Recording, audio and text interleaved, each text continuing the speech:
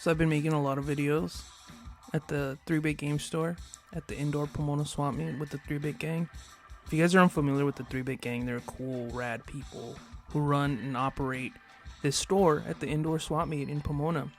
And I think they've been friends for a long time, and I think at this point I'm close to about 10 years knowing them. And before I met them, I used to follow them on Instagram, before I even went to their store or even met them personally. And out of everybody on Instagram, they were freaking hilarious.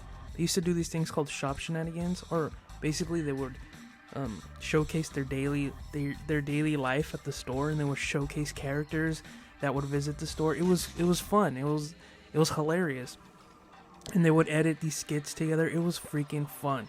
And that's what kind of like brought me close to them, was like the fact that they would do all these things and they would have like little inside jokes that only if you watch their Instagram you could you could repeat out to them, and they would be like, "Oh, you saw the video." So I think at Frankenson's there was a convention. I don't remember which one, but at this convention at Frankenson's, which was a hot as balls day. I do remember that. It was hot as hell, and I had cash. I pulled out a bunch of cash, and then I'll tell you guys what happened. So they had a little booth in this corner, and I saw them. They were laughing up a storm, and they were all having like fun. They were like, like a bunch of friends who were just happy to be somewhere and having fun. And I remember I told my girlfriend, "Hey, it's those guys that I follow on Instagram, and they're always fucking, shooting the shit to each other or sending people to the shadow realm." It was hilarious. One of the dudes, Dwayne, was like the main guy all the time, making these funny videos that would kill me. And then you had Pedro, and then you had Base Doom, Alejandro, and it was just fun. And I felt like we were friends. It was like one of those weird dynamics where like I felt like I was part of it, just because their Instagram was so inviting to everybody. So I went up to him. Out of everybody, I was like, hell yeah, because it was hot. That day was hot. A lot of people were a little moody. A lot of game stores were just there to make money. It was just business, and it was just sad because I would go over there and try to talk to people, and they didn't really want to be on video, or they didn't really want to do much to talk to me. They didn't want to do none of that stuff, and it was just sad. It was kind of sad to be just business, and you don't want to shoot the shit. There was a few exceptions, like Armando from Pixel Vault Games. I started to get to know him in that store, and he was really nice. As always, he's always welcoming. Armando's always been welcoming. You had Roger from Gameosaurus. He's always been a cool dude, day one. And I forgot who else. Classic Controller was there, and I was like, this dude's really chill too. And I don't remember much of anybody else, but I remember those people were a little welcoming. No, they were welcoming. I mean, they were busy that day because they were, selling video games and stuff. But nobody was at 3-Bit Games' booth, so I went over there and I was like, I'm gonna drop a whole bunch of money and buy up a whole bunch of shit and shoot the shit with these guys. So I go over there and I'm like, hey, what's up, guys? You guys are 3-Bit Games? They're like, yeah, we are. And I'm like, hey, send me to the Shadow Realm. And they started fucking cracking up. And they're like, oh, you watch the videos? I go, I watch your videos every fucking day. Because at this point, I was like at my new job. And I was like miserable because I didn't know anybody. I didn't really talk to anyone.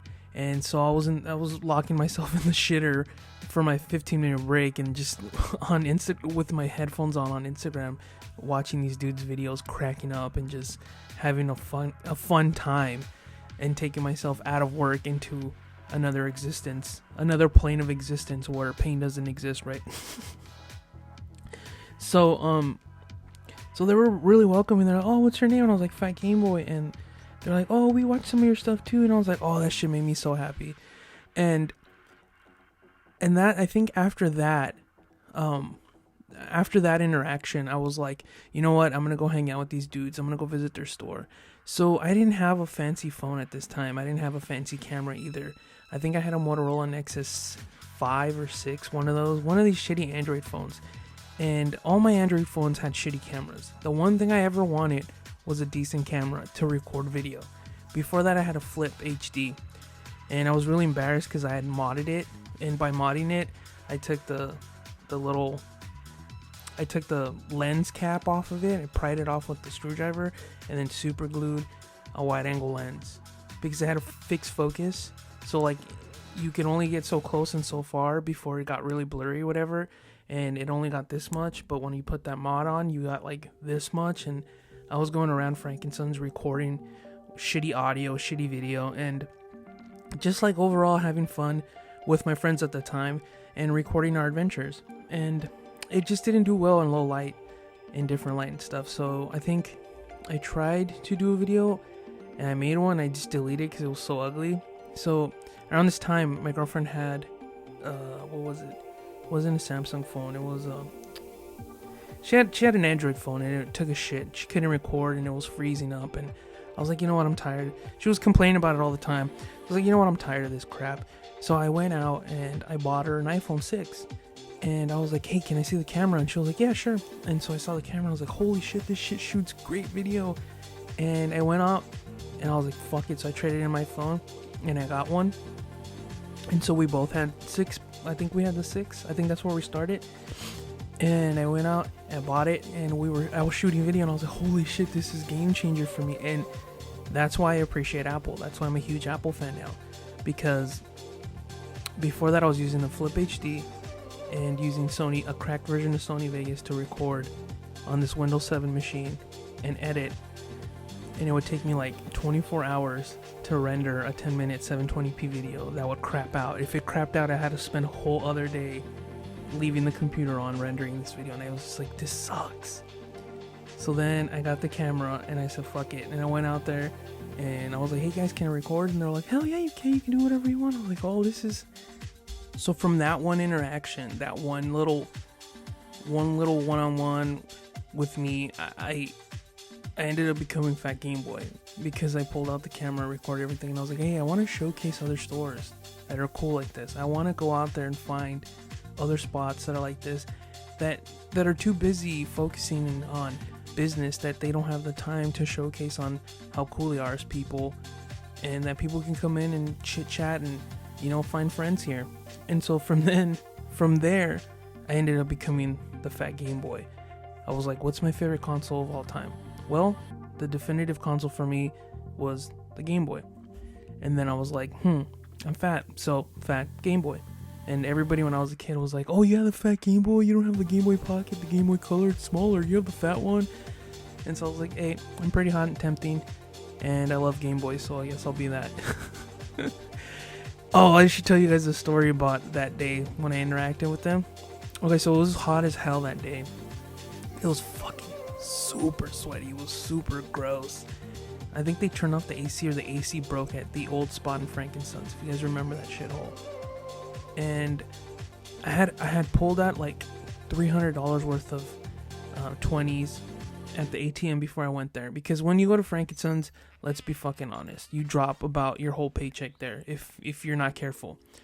But I was there with the intent to buy up a bunch of retro stuff. This is when I was hardcore collecting. I was like, I'm gonna buy, you know, a bunch of hardcore shit that I don't have, because today's the day. Because at these shows, sometimes you can get them for a discount.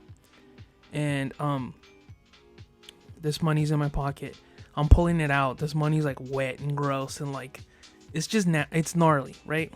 But it doesn't matter if it's gnarly or gross. If you're in a business and you need to keep this business, you accept the money, right? Like there's no ands, ifs, or buts. And at this time there was no Square, there was no fucking Venmo, there was no Cash App, there was none of that. There was PayPal, but it was just like you couldn't even get internet in there because it was hot as hell. All those hot bodies creating hot body G wasn't letting the circuits on your phone reach out to get PayPal working. So I went to this booth, and the guy was selling like fucking bootleg stickers or something, different characters, and he was like, and I had my camera out. I think I had like my Android phone camera, and I was recording, and I was gonna throw something really quick to put on Instagram before stories, before videos. You could put like 15 seconds, I think. And I was like, oh, I'm gonna showcase this to people. And he goes, can you do me a favor? Don't record. I don't want to get into licensing problems. I'm like, you've already created a licensing problem. Like, other people are here looking at you sell, you know, copyrighted material that's not yours. Like, this is Frankenstein's. People, you know, here sell bootleg shit all the time. Like, okay, whatever. So I was like, whatever. I didn't find any offense to it. This is my first time recording video, and I was like, or showcasing like this. I was already nervous about it, and I was like, this guy already fucked up my vibe. So already this dude's throwing me off my game. This guy's giving me problems. I'm like, whatever, I don't even fucking care. And I saw some sticker I wanted, and I had already told him I wanted it, so he gives it over. He hands it over, and I take it. I'm like, how much? She's like, $5. I'm like, all right, cool. And so I pull out I think it was like change. I was like, I only have a tenner. So I hand him this $10 bill, and the $10 bill's been in my pocket for like 5-10 minutes now. It's sweaty. It's gross. He looks at me and he's like disgusted. He's like, ugh, what the fuck? I don't want it. I don't want to take it. He's like, oh, giving me shit for it. I'm like, dude, do you understand where we're at? Do you understand the kind of people that are here? It's like overweight people willing to spend money, and you're not gonna take my 10. I was like, oh fuck, whatever. Here, I gave him his fucking sticker back, and I took my 10 back, and I was like, I'm never gonna interact with this fucking guy ever again. And every time I pass by Frankensons, I see him, and I'm like, fucking annoying ass dude. He's a fucking character. That guy's a fucking character at Frankensons. He's been there for a long time. I think I sold him. I think I went there the first time to trade in my GameCube and some shit, and I had told him, hey, there's a demo disc in here for like Star Wars, for some Star Wars game, but the demo disc has the Star Wars arcade, and it's worth a lot. You know, it's like people collect it. And he was like, oh, that's fine. So he gave me like $80 for something that was worth like, it was the GameCube plus games and some other shit. But I warned him about the demo disc because I'm not a dick, I'm not a jerk. And he gave me like $80 for the whole lot. The lot was worth like $200 or something. And I just needed cash because at the time I had just got a car, and I needed money to take all my girlfriend out to the movies and stuff. So I was like, I don't give a shit. I'll just come back and rebuy everything, whatever. So the dude, the next weekend I go to Frankensons. I'm walking, and he runs out of his booth, and he comes and fucking grabs me, and he's like, hey, you sold me a fucking demo disc. You didn't fucking tell me.